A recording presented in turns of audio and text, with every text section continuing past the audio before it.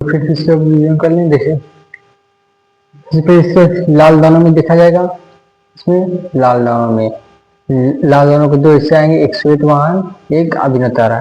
एक श्वेत वाहन एक अभिनव तारा।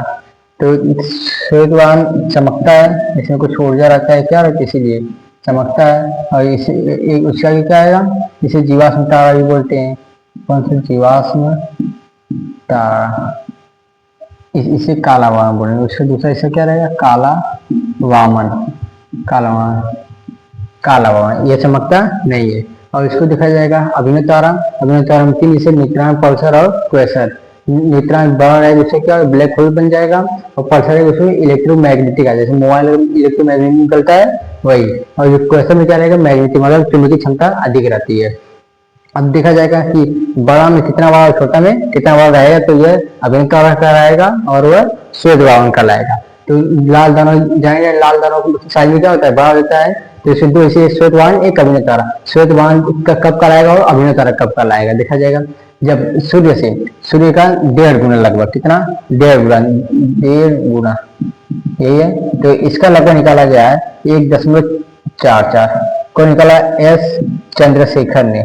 भारतीय वैज्ञानिक एस चंद्रशेखर ने यह खोज किया कि श्वेत वामन और अभिनव तारा में कितना कितना बड़ा चाहिए और कितना बड़ा रहेगा श्वेत वामन कहलाएगा, कितना छोटा रहेगा तो अभिनव तारा कहलाएगा, या कितना बड़ा रहेगा अभिनव तारा कहलाएगा, या कितना छोटा रहेगा वो श्वेत वामन कहलाएगा। इसका खोज किया एस चंद्रशेखर। कौन से वैज्ञानिक, भारतीय वैज्ञानिक।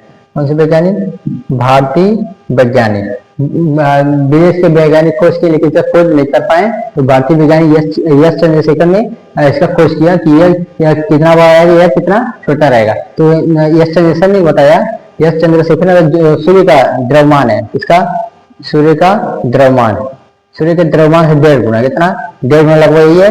इसको 1.5 गुना अक्षर नहीं बैठा तो 1.44 लिया गया, कितना, 1.44। 1.4 के लगभग वही 1.5 गुना है। तो बोला गया है कि सूर्य का द्रव्यमान कितना, सूर्य के द्रव्यमान से 1.5 गुना, कितना, 1.5 गुना अधिक रहेगा, 1.5 गुना से अधिक रहेगा। तो कौन सा तारा कहलाएगा, अभिनव तारा। और सूर्य के द्रव्यमान से 1.5 गुना कम रहेगा, कौन सा तारा कहलाएगा, श्वेत वामन कहलाएगा। आप लोग को तो तारा समझ में आ गया है। अब आगे देखा जाएगा ब्रह्मांड की उत्पत्ति कैसे हुई, कौन सा आकाशगंगा कहाँ है, कौन सा मिल्की वे कहाँ है, उसके बारे में देखा जाएगा। ये देखें, अब ये तो तारा समझ में आ गया है। आगे देखा जाएगा अब ब्रह्मांड के बारे में देखा जाएगा, ब्रह्मांड की उत्पत्ति कैसे, कौन कौन सा ब्रह्मांड है, कैसे क्या ब्रह्मांड, के बारे में देखा जाएगा। तो देखा जाएगा हर एक हमारी आकाशगंगा में बहुत सारे ब्रह्मांड, एक ब्रह्मांड में बहुत सारे आकाशगंगा है, कितने, बहुत सारे आकाशगंगा है। तो हर एक आकाशगंगा में 100 अरब तारे हैं, कितना, 100 अरब तारे। कितने तारे, 100 अरब तारे। किसमें, हर एक आकाशगंगा में, कितने, हर एक आकाशगंगा में कितने तारे हैं, 100 अरब तारे। तो उसी प्रकार बहुत सारे आकाशगंगा है, ब्रह्मांड कितने सारे, बहुत सारे आकाशगंगा है।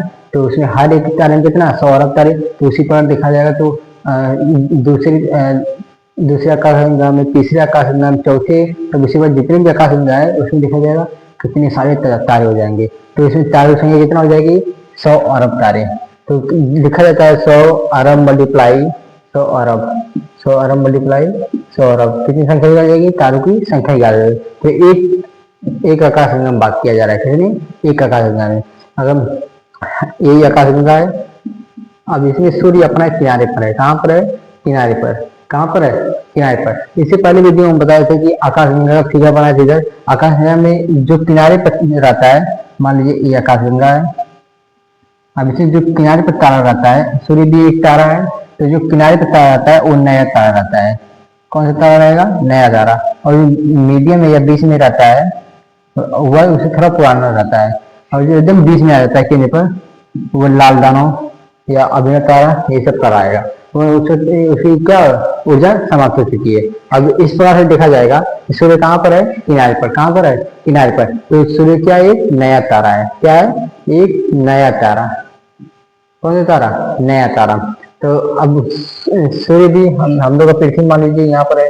अब पृथ्वी सूर्य का चक्कर लगाती है, किसका, सूर्य का। तो सूर्य भी स्थिर नहीं है। जो आकाशगंगा में जितने भी सब तारा है, वो जो भी स्थिर रहेगा वो खत्म हो जाएगा, ठीक है। इसलिए कोई भी तारा या कोई भी ग्रह स्थिर नहीं है। अब सूर्य को देखा जाए, सूर्य का चक्कर कौन लगा रहा है, पृथ्वी लगा रहे हैं। इसी प्रकार सूर्य भी किसका चक्कर लगा रही है? आकाशगंगा चक्कर लगा रही है। किसका? आकाशगंगा का। किसका चक्कर लगा रही है? आकाशगंगा चक्कर लगा रही है। और ये एक चक्कर पूरा करती है पृथ्वी 25 करोड़ साल में। कितना? 25 करोड़ साल। एक चक्कर पृथ्वी कितने साल में पूरा करती है? 25 करोड़ साल लग जाता है। और किस रफ्तार से जाती है? 250 किलोमीटर पर सेकेंड। एक सेकंड में 250 किलोमीटर चली जाएगी। कितना? 250 किलोमीटर एक सेकंड में जाती है। उस रफ्तार से जाएगी तो कितना दिन लगेगा? 25 करोड़ साल एक चक्कर लगाने में। एक आकाशगंगा के सूर्य चक्कर लगाएगा तो 25 करोड़ साल लगेगा। किस रफ्तार से जाएगा? 250 किलोमीटर पर सेकंड की रफ्तार से जाएगा तब। तो उसके पीछे पीछे हम लोग भी जाना पड़ेगा। पृथ्वी भी जाएगा, चंद्रमा भी जाएगा, बाकी ग्रह भी इसके पीछे जाते हैं। क्योंकि अगर सूर्य से डिस्टेंस बढ़ा तो उसे प्रकाश संश्लेषण होगा, धूप नहीं लगे तो प्रकाश संश्लेषण होगा नहीं, तो हम लोग क्या होगी? मृत्यु हो जाएगी। तो इसी प्रकार से किसके पीछे रहना पड़ता है? पृथ्वी सन के। किसके पीछे? सन के। तो जिस रफ्तार से पृथ्वी सूर्य जा रहा है उसी रफ्तार से पृथ्वी चंद्रमा बाकी ग्रह भी जाना पड़ेगा। तो किस रफ्तार से जा रहा है? 250 किलोमीटर पर सेकंड से। कितना दिन लगेगा? 25 करोड़ साल लगेगा। कितने साल लगेगा? 25 करोड़ साल। अब देखा जाएगा एक हमारी आकाशगंगा है। कौन सी? हमारी आकाशगंगा। तो सबका अलग अलग नाम होगा। जैसे तुम्हारा घर का नाम कोई दूसरा होगा, इसका नाम दूसरा होगा, उसी प्रकार इसका नाम है मंदाकिनी। हमारे आकाशगंगा क्या नाम है? मंदाकिनी। क्या नाम है हमारे आकाशगंगा का? मंदाकिनी। इसी प्रकार बहुत सारी आकाशगंगा है ब्रह्मांड में। तो हम लोग को एकदम पास में 2 आकाशगंगा पाई जाती है। कितनी आकाशगंगा? 2 आकाशगंगा। एक आकाशगंगा का नाम है देवयानी, एक आकाशगंगा का नाम है एनजीसी 33।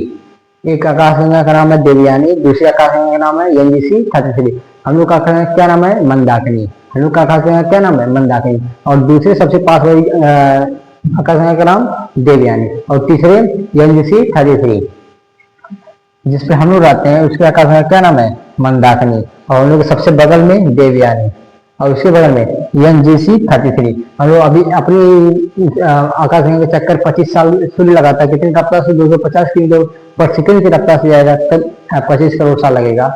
अगर पृथ्वी कहीं भूला चक्कर के इसकी आ जाएगी तो प्रकाश संश्लेषण होगा नहीं, तो क्या पृथ्वी नष्ट हो जाएगी। अगर कोई जाना चाहता है चांद पे जाएगा तो चांद पे जाएगा, इसके साथ क्या किसका चक्कर लगाएगा?